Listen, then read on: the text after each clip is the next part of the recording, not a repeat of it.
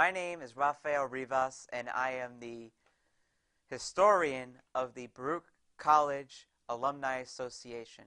Today is our first spotlight for the 2016-2017 year. Today is a very special spotlight, as I will be introducing Dave Olin. Dave graduated from Baruch in 1953 with a bachelor's in accounting, and then went on to obtain his master's in 1959 in industrial management. Dave, unfortunately, is no longer with us, as he has lost his fight and battle to cancer. He was a past president of the Baruch College Alumni Association and a longtime board member of the Baruch College Alumni Association. Dave has been very involved with the Baruch College Alumni Association for many years. He served as president and then went on to stay on the board as a past president. He had a long professional career as well. After he obtained his master's, he served in the Korean War. After serving in the Korean War, he then got a job at Western Electric, which was a subsidiary of AT&T. Dave served at AT&T for 31 years. He had jobs in many areas of the company, in many aspects of the organization. He also was a chief fiduciary of AT&T's pension fund, which was the fourth largest in the world. He also created a cable distribution system that was adopted by the entire AT&T system. All during that time, he learned many aspects of the company and had jobs in many different aspects and disciplines. Dave will sorely be missed.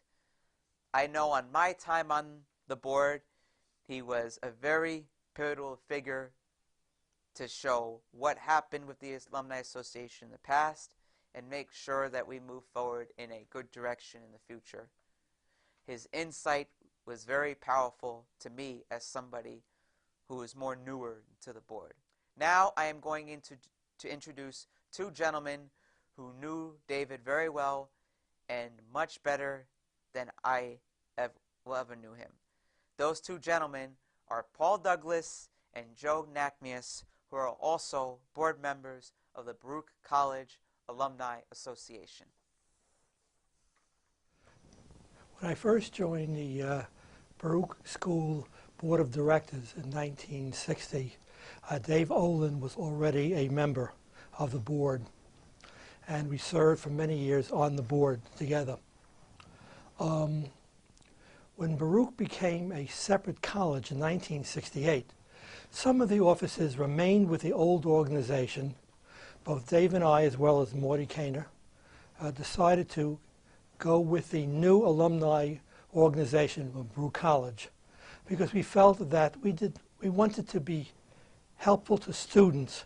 If we continued with the old group, we would just be involved with City College, and we would have no new students to be able to help. And so we joined the new group, and Morty Kaner was the first president. I was the first vice president. Dave Olin was the second vice president.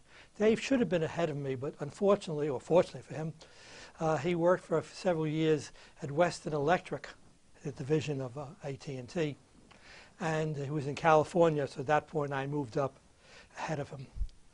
And those first years, of course, in the new school were difficult, dealing with the new organization as well as dealing with the Baruch College Fund.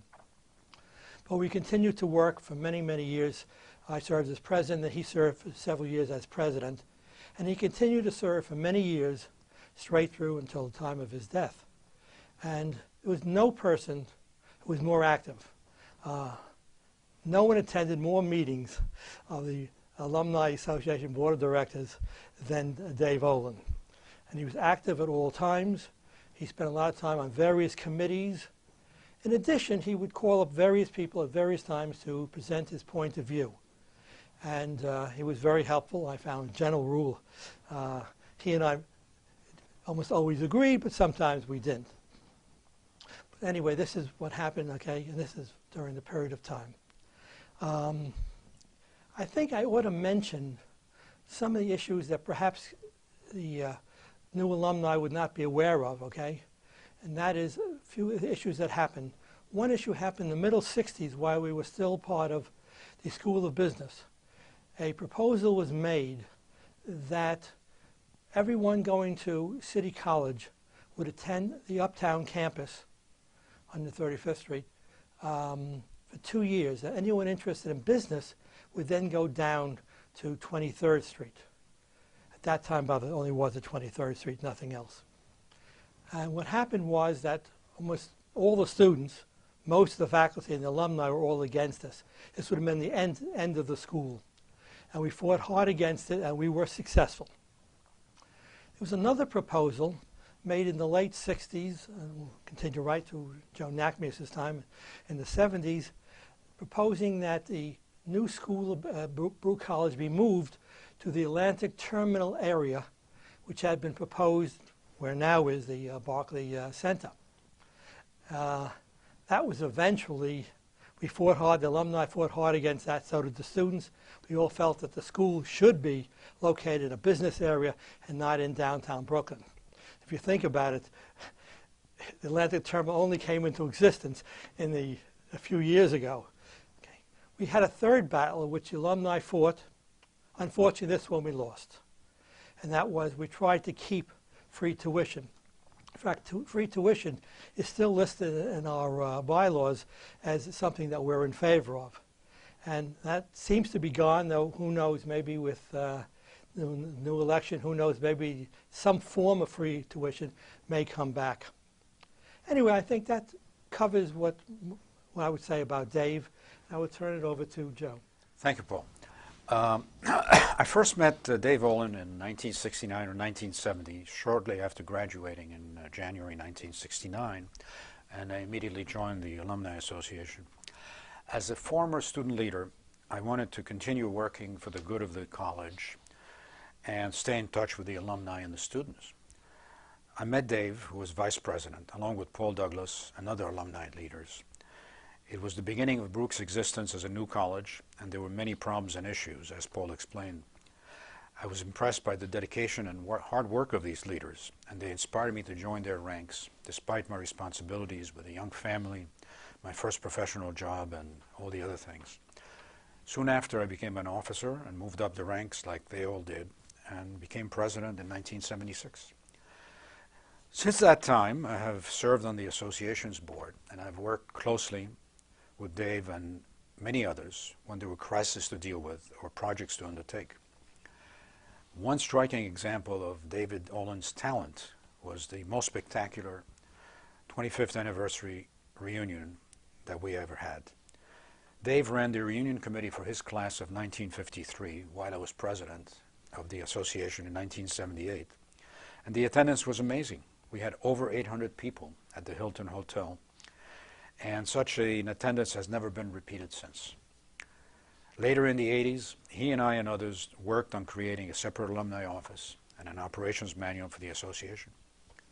Dave became a good friend of mine through all these years, and we often had long talks about Baruch, the direction of the association, or how to deal with the latest crisis.